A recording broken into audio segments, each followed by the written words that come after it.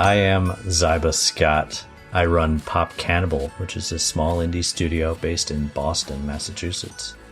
Pop Cannibal is mostly myself and Luigi Guadieri, who is an artist and designer I've been working with for almost 10 years, and composer Clark Abood, who we've been working with for about 5.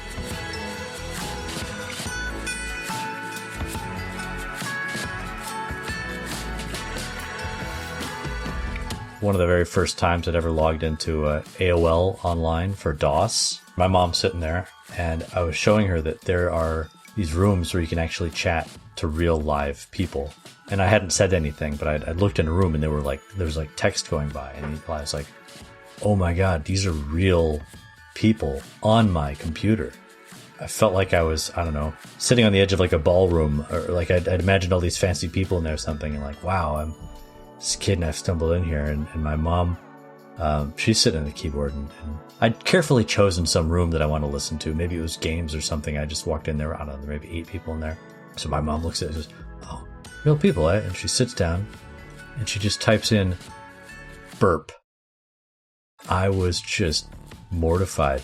It was, I don't know, there was the sense of propriety that had been violated that, I mean, why did I care so much as a 10-year-old kid? The whole concept of humans online hit me like a ton of bricks at the start, and I just clearly emotionally couldn't handle it. I don't know. And from then on, I have never been that big in online gaming. I just haven't. I was one of those AIM kids. I spent a hell of a lot of time on Instant Messenger, you know, flirting with that cute girl from class when I was like in middle school. I play games in person with people. I had a big birthday party when I was a kid. We rented a Super Nintendo. Had an all-nighter. It was great. When CSGO got big, or even Half-Life Deathmatch and stuff, I was in college in the dorms playing them again with people. I mean, I played plenty of Counter-Strike, but then whenever I killed somebody, I could just yell real loudly, and I knew they could hear me 3 doors down in the dorm. And then, like Halo, we were all sitting in the foyer of my dorm, just split screen. I guess maybe I'm processing all this now. Maybe I've just been so lucky to have access to real people to actually sit and play games with that I haven't gone to online. I sound so spoiled.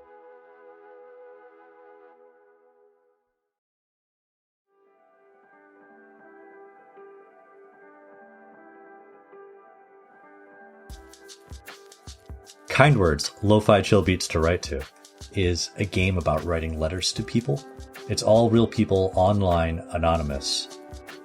You write out requests for comfort or advice about what you're worried about or stressed about, and you post them to everybody anonymously. Anybody can reply and tell you that, you know, they've been there, or they have some particular advice, or they have no idea what it's like to go through that, but they hear you. And you can attach cute stickers and listen to lo-fi music.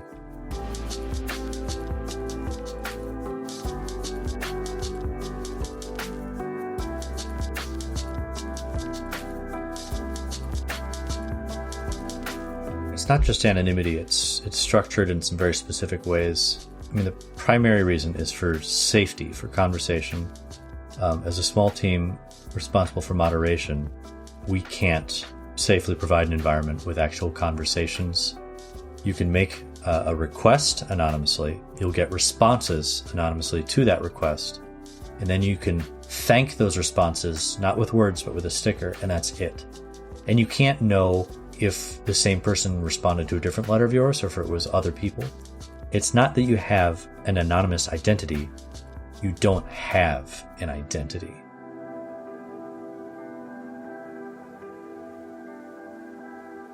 For us, it's a real feature that you can't construct a persona. You are freed from having to have a persona. I think is important for Kind Words. We have a lot of people who will take that opportunity to express very different sides of themselves. Humans have this huge need to be self-consistent most of the time. I said I didn't like this thing, or I said I didn't want a second helping of this food. If you're going to ask me a third time, I'm going to say it even louder. Even if my mind is changing and it's looking better to me, I took my stance and I'm not going to say yes this time. And when you don't have to be the same person you were in your last message, it's freeing. We're responsible for moderation, and so people in the game can report any problematic messages. And so Luigi and I have seen well over 100,000 reported messages that we've reviewed by hand. And one of the common patterns is you'll get someone who comes in and starts not taking it seriously or being a troll or blowing off steam. And they'll say some hurtful things to people. They'll go on, they'll send off 10 awful messages. They'll get flagged, they'll come to our attention, and we'll start dealing with their messages. And then after doing that, they may send a request that says something like, I have trouble making friends and I don't understand it. And then they will get these sincere responses to it because nobody else knows that they were just being awful to everybody, that they were just causing a disturbance. Because without these identities, without these persistent relationships, disturbances just sort of wash away real quick in a river. You throw it in there, somebody said, hey, that was gross, and it just sort of moves along to the next thing, and it doesn't cause this huge storming of the community as we all sort out, who would do this? Why are you like this? We're past that immediately, and we can move on to talking about more important things.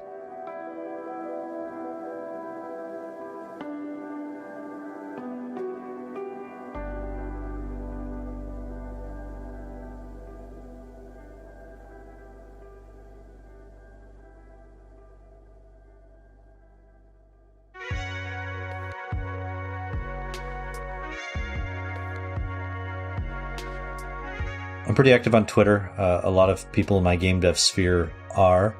A lot of my awareness of what's going on, particularly in indie games, games in general, does come through Twitter, through these small little videos, GIFs, whatnot. These are, whether valid or not, the sort of measuring stick of interest to see like, oh wow, KevKev's latest tweet of some office chairs got 1 million views. I'm not knocking it. This stuff's great. I mean, because you've got, Screenshot Saturday as a tag. And sometimes you'll see something on there that's just so undeniably cool. Some little snippet of a game or something they have working. And my first thought will be, how could that possibly fail? It's so brilliant. It's so amazing. This person there, they've got it. They found a thing and they've got it. All they need to do is just follow through. And I think it's John Blow's expression, go and pick up the gold that's scattered in the field. But you may need so much more than one good moment that telegraphs well in a game to produce a hit that will sustain your studio and have the freedom to make all the future games you want because you made one so great before. Maybe what I'm getting at, if it's not clear, is that I struggle with envy. Maybe that's what I'm saying. It took me a while, years maybe, to really internalize that there's a difference between what tweets well, what sells well, what plays well, and what makes you happy to create. I don't just want to make a great game. I want to have a great life while making a great game. I'm not interested in being a tortured artist. So, I don't know, it's a cautionary tale about like what success on Twitter means.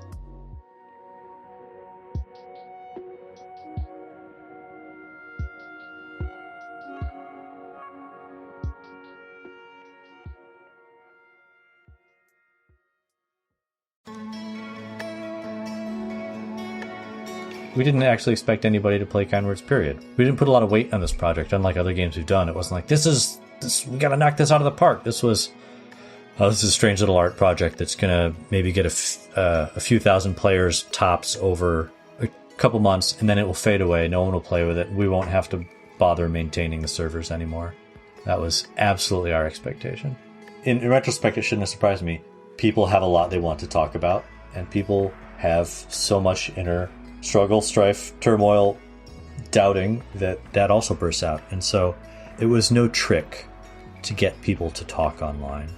And most of the design work has been about shaping it to be productive and about helping people organize what they're saying to each other and pick out limits to make the conversations comfortable.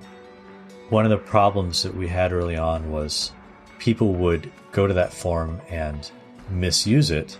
And instead of saying, I'm heartbroken about somebody breaking up with me, they would say, I love you, go drink water. Which is nice, but you're ruining the game. And how do you tell someone who's just being nice because you got them all hyped up to be nice that they're ruining the experience for everybody else? Because it's a globally shared inbox of requests. So if 8 people say, go drink some water, I love you, that's what the inbox is for everybody until people respond to that. So we invented this concept of airplanes where you could just throw out these positive messages. And it wasn't until after we'd actually implemented that feature that I personally realized and experienced how nice it was to just read those messages, to have a place to go to for those messages. There's a few places in Kind Words Design, I think, where players will brush up against something unsatisfying that they want me to change, that I will not, because it's absolutely to the advantage of the community. Like being able to thank people more thoroughly. People want to say, can't I just send a couple of my own words to somebody?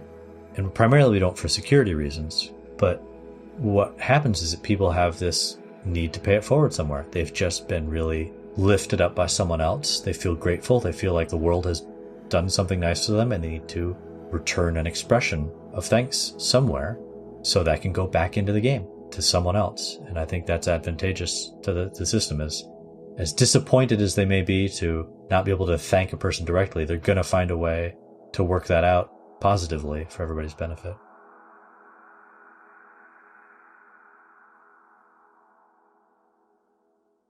I've just realized I've created a space where my mother's burp just doesn't matter. It's just gone. Now I'm really curious if she's just been burping. She told me she's been playing the game, but no, she wouldn't do that. Hi there. I'm Stephen Kelly. I produce Field of View along with Brian, my brother. Hello. We usually stay behind the scenes and let our guests do the talking, but we figured we should introduce ourselves and personally say thanks for watching. We'd be very curious to hear what you think of the channel, so if you want to get in touch, follow us on Twitter or send us an email. Oh, and we have a Patreon page too, so if you support our mission to help share the wisdom of game creators with the world, consider becoming a patron. We're just getting started, so every little bit of support in whatever form is a really big deal. Thanks again, and I hope we see you around.